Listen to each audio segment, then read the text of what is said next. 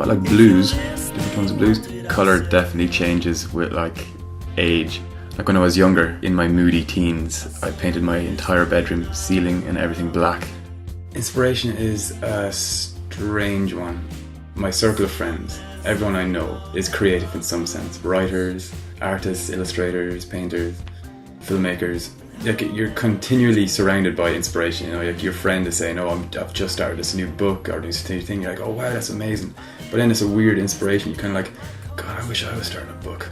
I'll just watch a random documentary on like some whack 9/11 conspiracy documentary that has got nothing to do with what I'm doing, and it's like junk food for your brain. Or no, it's like veg for your brain. It's like good brain food, but rubbish at the same time.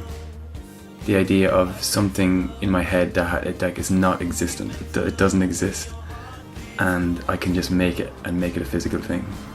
I'm a kind of artist that does a lot. So from making textile work to making craft-based work out of wood, and then on top of that I do a lot of like graffiti, where I do like big murals and pieces, and then that's a completely different genre and a different style. Gallery shows in LA and New York, they're really inspiring because they're just continually, they're month after month practically, and I can't stop. I genuinely feel really burdened by the difference in style depending on what the craft needs to be. A friend of mine, Hicks, he said, do it all, like why do you have to just do one? The way he sees it is he never gets bored. It's like when you were younger and you really want a certain toy or something. It's great when you've got like such an overactive imagination. I can make this. It's never been seen before and I can make it. So in an hour I could have something that was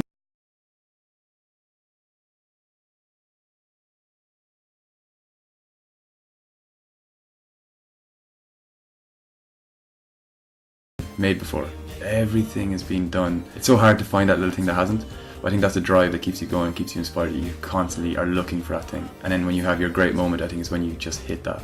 But you got to keep on working to do it. Like the work to get to that point, it's a practice. But you never really see what you're going to get out of it until the end, until it's made and it's out there, and you get the response from people, or you see the direct reaction it creates, and then you feel, whoa, that was worth it.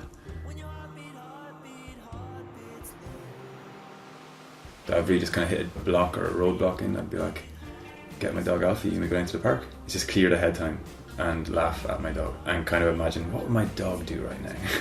If he had a pen and could talk, what would he do? Just hopping on your bike and going for a cycle, it's pretty good.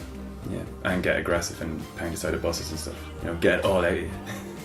Kick a taxi, come back refreshed.